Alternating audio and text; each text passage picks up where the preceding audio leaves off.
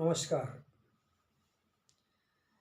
क्या हम अपने इस भौतिक शरीर को एक क्षण के लिए अतीत या भविष्य में ले जा सकते हैं?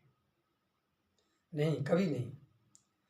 हमारा ये शरीर सदैव वर्तमान में ही मौजूद रहता है, लेकिन मस्तिष्क के अंदर चलने वाले विचार सदैव अतीत और भविष्य की कल्पनाओं में ही लगा रहता है। हमें जो कष्ट होता है, मानसिक कष्ट जो होता है, वो इस मन के द्वारा ही उत्पन्न किया जाता है और मन सदैव अतीत और भविष्य में ही लगा रहता है। ये हमारे शरीर के साथ वर्तमान में नहीं रहता। कभी भी क्या एक क्षण के लिए इस भौतिक शरीर को हम आगे पीछे कर सकते हैं, यानी अतीत या भविष्य में ले जा सकते हैं? नहीं ले जा सकते।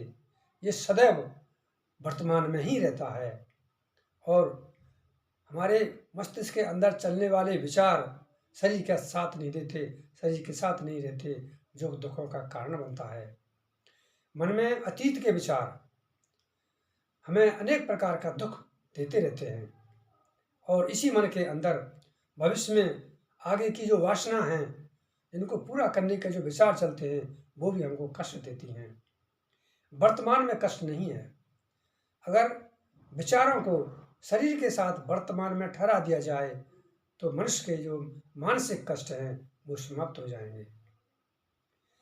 अब अंदर चलने वाले विचार, मस्तिष्क में जो भी विचार चलता है वही हमारा कर्म में परिवर्तित होता है और कर्म जो करते हैं वो वर्तमान में होता है। कर्म कोई भी अतीत या भविष्य में नहीं होता, वो वर्तमान में ही होता है, क्योंकि शरीर के द्वारा कर्म होता है। और मस्तिष्क में चलने वाले जो विचार होते हैं वो सदैव अतीत और भविष्य के होते हैं। तो आप समझें इस बात को कि शरीर को क्या हम कभी भी आगे पीछे कर सकते हैं? नहीं कर सकते।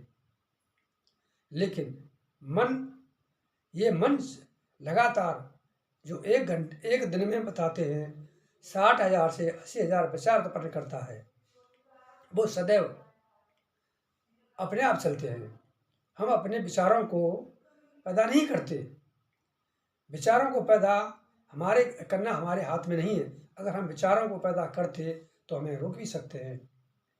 हम देखते हैं कि ध्यान की प्रक्रिया में जब हम जाते हैं तो कितने विचार उत्पन्न होते हैं, यानी विचारों की संख्या बढ़ने लगती है जब हम उनको रोकना चाहते हैं।